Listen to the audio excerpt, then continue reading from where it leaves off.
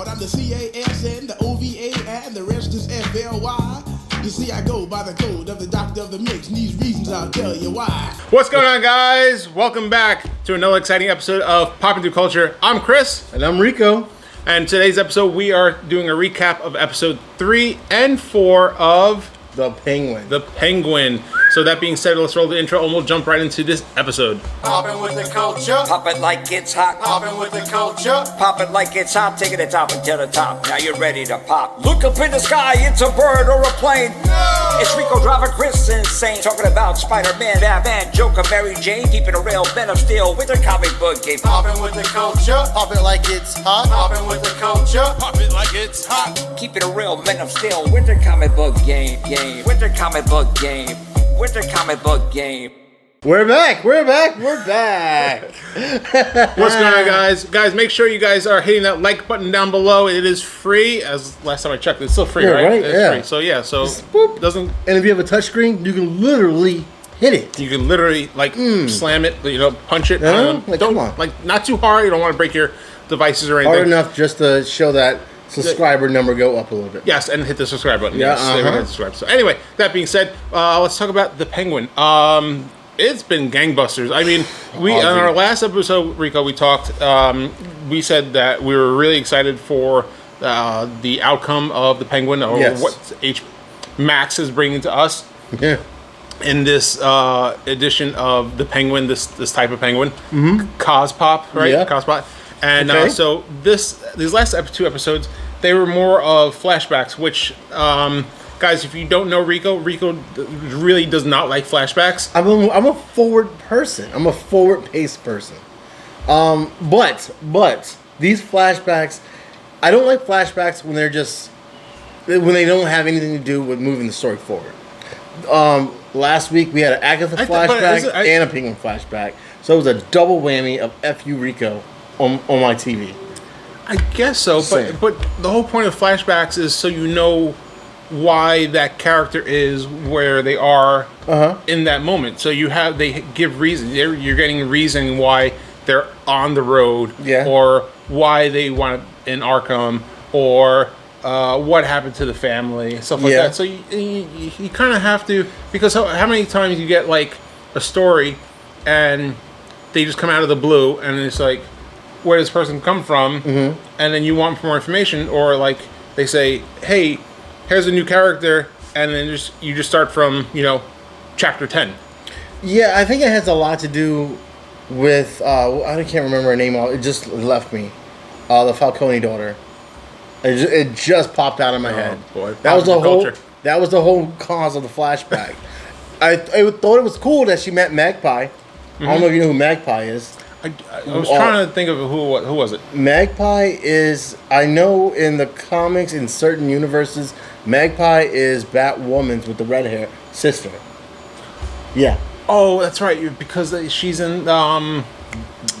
in Batwoman in the CW. CW's Batwoman. Yeah, that was the only thing I got cool out of it. Outside of that, and she got turned into a pie. dude, yeah. She got Wilson fixed. I don't know if you know what I'm talking about. In Daredevil, the brain turned to Jello. That's what happened to Magpie. Yep. But I feel as though that they should have gave a strong female lead to Penguin as the Huntress. The Huntress is a part of not the Falcone family, but another mafia family in Gotham, and she witnessed her entire family die, and she grew up. Came back to Gotham and became the Huntress. I was hoping that they were going to do something like that with her, but clearly they didn't. And it's like we have a whole series full of villains. Who's the one that's going to give, I guess, the Penguin a hero to his villain? Obviously we got a Batman, but he has nothing to do with the storyline. Give us one more vigilante.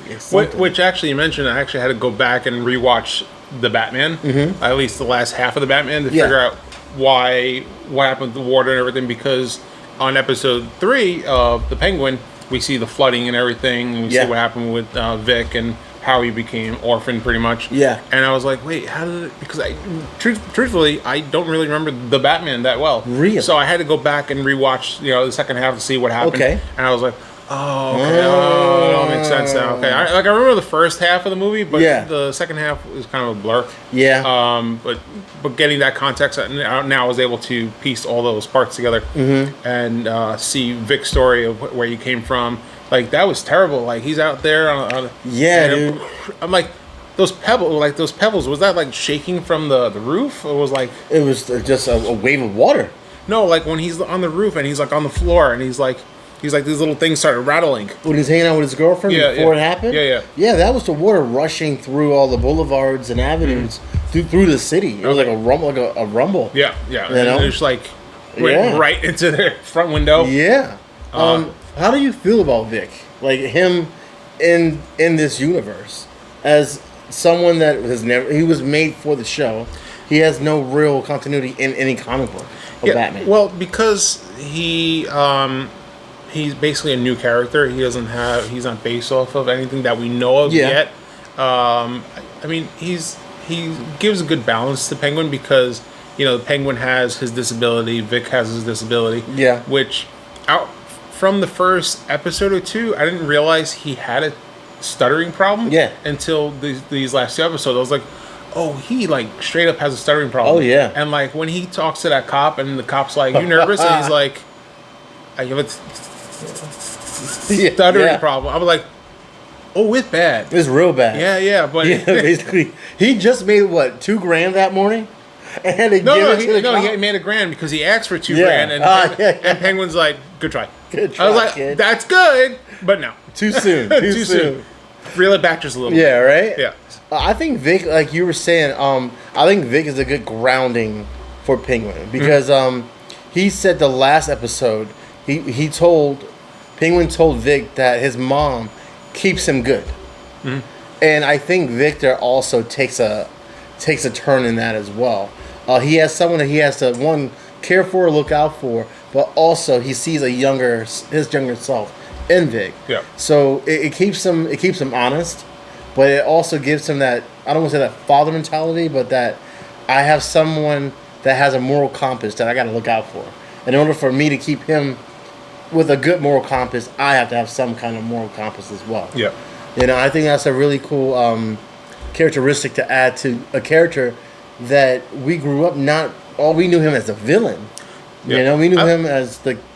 Yeah, no, I was saying, I like how he was saying, like, he was like, oh, I got to give you a salary. You should be you got to be worth something. Make sure you have worth, and here's some money, and then speak up for what you want. If you want something, you let me know, and we'll make it happen. And then he goes, "Let me get two G's," and he's like, "Slow down, stay in line, not too fast." Yeah, I said, do it, but wait your turn. One of the best scenes I think between him, Vic, and Penguin is when they go out to lunch, and Penguin is drinking some wine, eating a steak or something. Yep. Vic is on the other side of him, and he's about to order, but obviously he has a stuttering problem.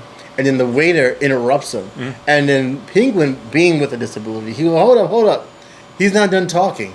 And it was just one of those scenes like, okay, I understand. We all are aware that he has a stuttering problem, but that doesn't mean he does not have the right to say what he has to say. And that was, like, one cool thing about this show is you care for Penguin, but you just so easily you forget that he is the bad guy until he does something that's like, that is sinister, Well, like, he goes from trying to, at the end of the day, he's out for himself to try to climb the crime family because the whole time he's like, he's over there doing talking to trying to be partners with, oh my god, what's her name? We gotta pause. I know, right? Pull it up quick. So he tries with, we're in this together, and then when they get to that scene with the when the mother comes over and stops him outside the club, and it was like, oh yeah, I was totally bringing the drugs for you, and like, oh yeah, I was totally going to screw her over. This is the information I was getting for you. Sophia Falcone. Sophia, thank you. Cheese and crackers. It was such a good show. And then we got Salvador's on the other side. Yeah. So But at the end of the day, he's out for himself. Wherever they call him like the weasel or whatever. He's trying to like groveling for for little bits and stuff like that, and he's trying to climb that ladder, no matter who he has to run over. Yeah. And then you get episode 4 when you find out the only reason why she went to Arkham was because Penguin was like, "Hey, by the way, BT Dubs, your daughter's been talking to the press." Yeah. And he's like, "Well, I didn't know you were going to get sent to Arkham." I mean, Dude, that was pretty extreme to say get sent to Arkham. I said, be like, "Hey, maybe he could have been watching her," but like to totally turn the whole table and say, yeah. "Oh, it was you. You're the one that killed Oldie," and then turned her into the hangman. Well, I can see that happening. Like the Falcone family will kill their own, but I think he has a sensitive spot for his daughter, so he's like, I'm not going to kill my daughter. Which also, in the movie, her Sophia's sister is Selena, because in the Batman movie, Selena is Falcone's daughter. I wish, I doubt it. I wish they kind of crossed that path in some way. But with Sophia, yeah, get her out of there. If she dies in prison. It's out of my hands. Well, he could have sent her off to Italy or something like that. Like when they came back, it was like, "Hey, I got you a ticket. I know you're not mentally right. Let me send you off to Italy and be done with it." Yeah, but I think if he would have sent her off to, he wanted to silence her. He wanted to control what she can say, who she can talk to, and what she can and can't do. That's why I feel as though he sent her to Arkham for 6 months, which turned to 5 years. Or 10 years. 10 years. Which I didn't realize. I was like, oh, 6 months, okay, that was only for that long. And then they were going to be a little bit longer. And then they're like, oh, it's 10 years she's in there. So that even predates Batman. Yes. Because in the movie Batman, 2 years. So this is still in that, I want to say, Penguin is in that 2-year mark of Batman. Bruce Wayne being Batman. So yeah, this is all prequel to the Batman. Yeah, because the Batman movie is just before Penguin. Yeah, it's basically when Batman ends, this movie begins. Sure. Or show begins. So yeah, so she's in Arkham the whole time. Bruce is out training. Yeah, basically. Yeah. But the last episode. Oh man, like we were saying, it's so easy to forget that Penguin is a villain. He's so charismatic to his mom. He's so charismatic but rough around the edges with Victor. And you can see that he does want to he doesn't want to be a nobody. No. And a lot of people can relate to that. And he is hardworking, which a lot of people can relate to that as well. But then when you saw him light up Salvatore, wife and son, and basically burned him alive, that's when you go, oh man, no, Penguin is a ruthless killer. Yeah. Like every episode, you root for him, and you mourn the loss that he has, but then you also see him murder somebody off an impulse on top of that. Yeah, it's always fun to see him snap when everyone calls him the Penguin. Yeah. I was like, oh, it's coming. Like, what was it? The friend? No, him. Vic. Johnny Vitti. Vitti? Johnny Vitti when he shoves the cell phone into his mouth. Yeah. Poor Vitti. Like, I was like, oh, he's such a... I think he plays a douchebag in a lot of movies. Like, that's his... Do you remember how he got deleted in the last episode? No, he doesn't get 86. Yeah, he does, bro. No, because he's the only one that has the window open. He died. Yes, because she goes. No, she doesn't, because she goes in and she goes, "Let me talk to you. We got something to talk." She kills him. When? Oh, you don't. Okay, so yeah, 86. The entire family, and then left him alive. Took him down to where the family burial is. Put him down in the catacombs. Did I not finish? That's why I asked you. That's why I asked you. I'm spoiling it for you. Oh god! And then he drenched him in water while he was freezing until he gave up all the information. Finally, and then Sophia made a meeting and was like, "Hey guys, you all to all the henchmen was like." I'm letting you know that the Falcone family treats you like garbage. You guys are rats. You guys are below nothing. The only made man here is Johnny V, and gives him a kiss on the head, right? And then she goes back to the head of the table. It was like, unlike my father, I'm going to pay you for what you're worth. And he kind of was like, oh, we can't really do that. You know, how are we going to get paid? She pulls a bag of money, puts it on the table, walks over behind Johnny Viti, and basically says, I'm the leader of this family. We're no longer going to be called Falcones. We're going to be called by my mother's name. He kind of looked at her sideways. As soon as he was about to say, so, oh, that's not what we're doing, pulls out a gun and just shoots him in the head without even looking at him. Just shoots him in the head. And then goes back to the head of the table, dumps out all the money on top of the guts and the brains and blood, and was like, feed. And told all the henchmen and goons, I will always protect you. I will always pay you. Just make sure, I'm always untouchable. And that's kind of how it ended. You didn't see that? I must have Johnny Viti got his... I must have... He got his cap blown. blown. Something. Jeez. Yeah, I was captivated by... I hope you guys were like... If you haven't seen it, that's crazy. Wow. He turned the back of his head to a snapback. It was bad. It was real bad. Which brings me to the point is like thinking like when people are torturing you, it's like, oh, give me up the information, then I'll let you go. They ain't never gonna let you go, no matter what. Just kill me, because if I give you the information, then you still kill me. If I don't give you the information, you'll torture me and then kill me. So just fucking kill me. Yeah. You ain't gonna let me go. No. Yeah, but anyway, back to the beginning of the episode, the whole build up for episode 4, like I really felt for her. I felt sad. I was like, wow, like got done dirty.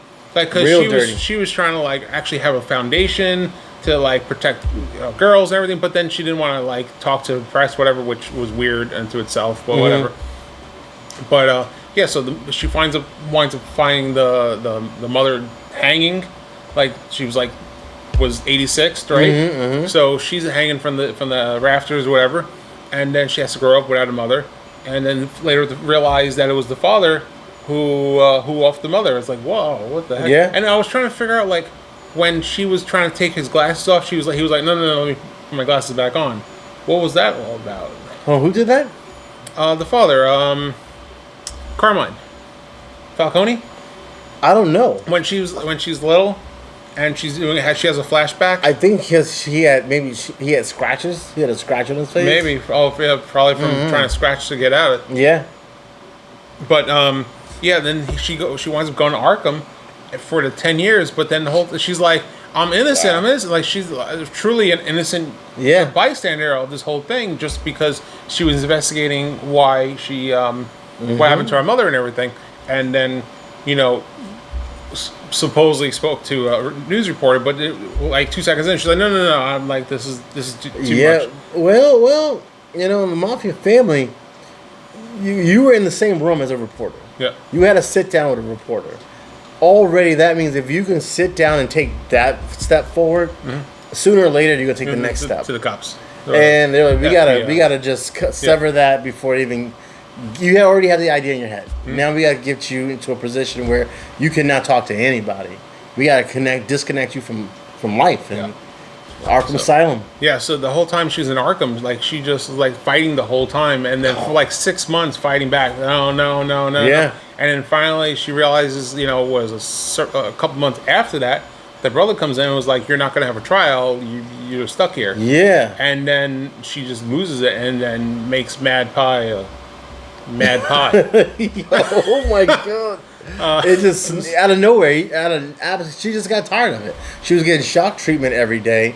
Some tall lady, crazy. Yeah. Stabbed her or just stomped her out at lunch? Or that was like the first day she was there. Like broke her arm or busted her arm really bad. And then later on, she winds up killing herself because she was expecting Sophia to kill her or attack her, and she even says, like, you want me to attack her, I'm not going to do it because I'm innocent. Like, you're trying to get me for something. And then so the tall crazy biddy, she looked at the doctor and was like, and he was like, gave her the nod, and she went up freaking just stabbing herself. I was like, that's a real, like, cray-cray. Like, she's crazy. She was crazy. And then after that, R.I.P. Magpie. Yeah. I was looking forward to seeing more comic book characters in this show. You're in Gotham City.